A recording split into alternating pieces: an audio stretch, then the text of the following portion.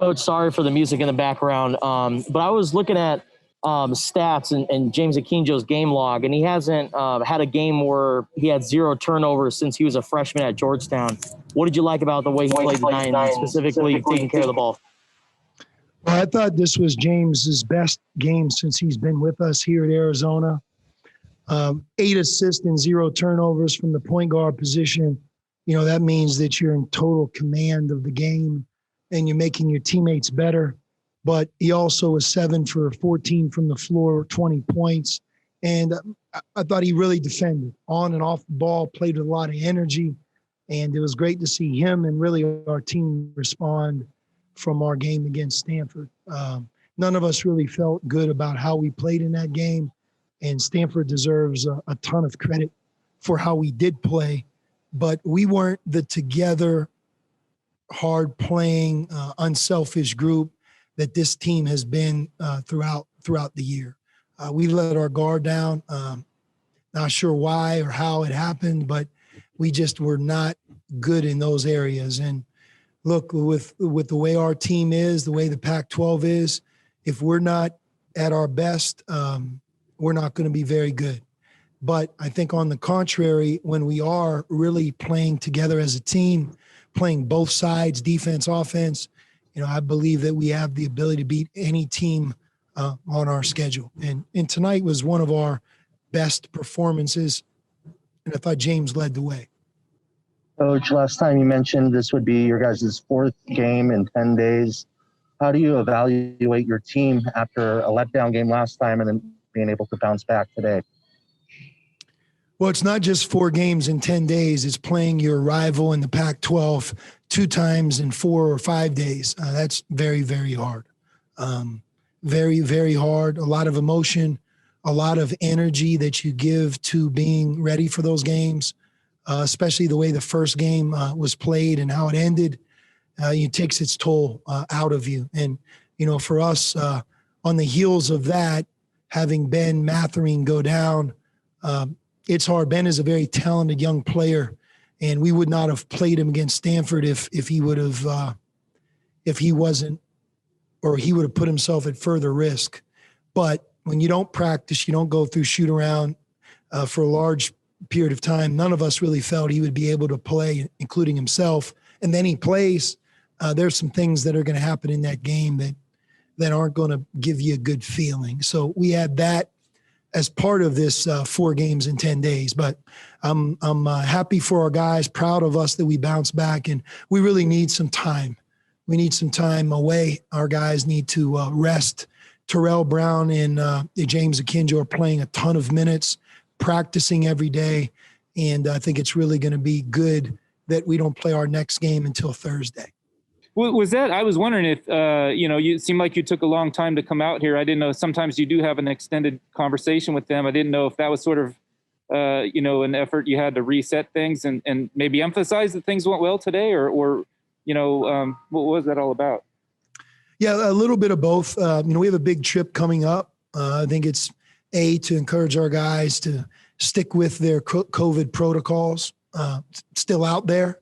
We've been able to get to the end of January here, and it's just making solid decisions, and then really making sure that everybody understands winning on the road, playing that trip where you have 2 flights is not easy. And I think the final part is just to kind of review the team we were against Stanford, and the same group went back out here today, and some of the things that I thought we did better. That's how we have to be. That's how we have to be moving forward.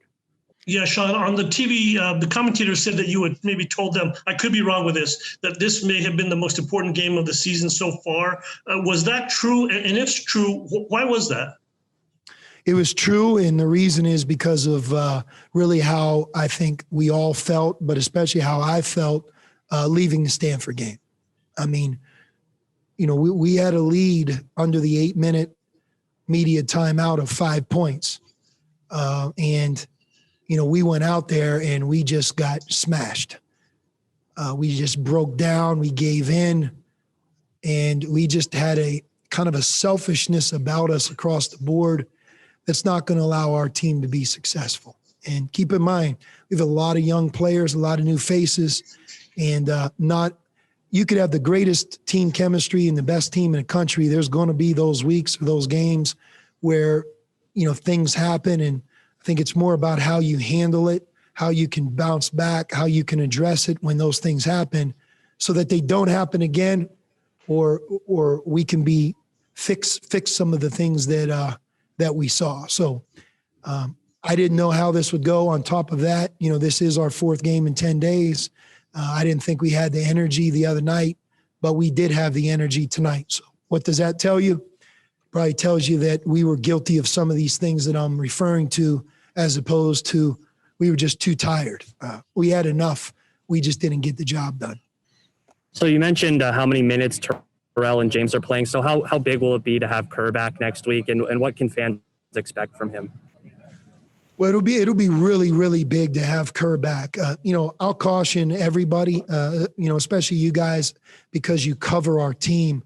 It's really a very difficult situation for Kerr to play his first college game ever when everybody that he's playing with and against are on game 15, game 16.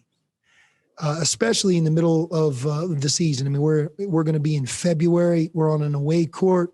So I think the first things first, him being able to settle into a role where he can come in the game and sub out James, sub out Terrell, and kind of get the good feel about being out there. I mean, I'm sure he's incredibly nervous. The good thing for Kerr is he's healthy. He's been able to practice with us really the entire semester, and then over the holidays, and other than when he went home with his national team and when he suffered a concussion, other than those 2 periods of time, he practices with us. He goes to shoot around. He knows our plays. He knows our system. So he's not starting from scratch there, but we just I think are going to welcome him to our team simply because we're starving for a perimeter player, and he's that. He could play both 1 and the 2. He's an excellent shooter. He's a very, very good player, but I think it'll take him some time to get comfortable. But Coach Miller said that you probably played your best game at Arizona. Do you feel like you played your best game at Arizona, and what allowed you to have this kind of performance? It's hard to say. I don't know. I mean, I don't know if this is my best game, but just continue to work on my game and my teammates. They make it real easy for me out there. So all credit to our preparation, my coaches, and our teammates that allowed me to have this great performance. James, I know being from Richmond, I believe, or Oakland, and I didn't know, if you looked at Cal much or if they recruited you much. I know you committed to UConn and then went to Georgetown. I was just curious in light of the fact you played so well against them today. What was that history? It had nothing to do with Cal, honestly. Yeah. I mean, I'm not saying nothing to do with Cal, but nothing to do with the fact that they recruited me. I mean, obviously they recruited me. I'm a hometown kid, but we just wanted to really come out here and bounce back from the Stanford game. You've had a lot. I mean, you seem like you've helped this team in a lot of different ways, whatever's needed, kind of thing. But it does seem like offensively, especially since the SC game, maybe you've really been on a roll. I mean, do you feel like more confidence in your shot or anything like that? No. I've been shooting the same. Sometimes throughout the season, as you go on, shots just don't go in. My coaches and my teammates see me working, and they continue to give me the same confidence I've always had, and they just stick with it. Same shot every time, same rhythm. And I'm real confident on my shots, so same thing. This question's for both of you guys. This upcoming week, you will be able to get Kerr back. What have you seen out of Kerr in practice and what he brings to your team?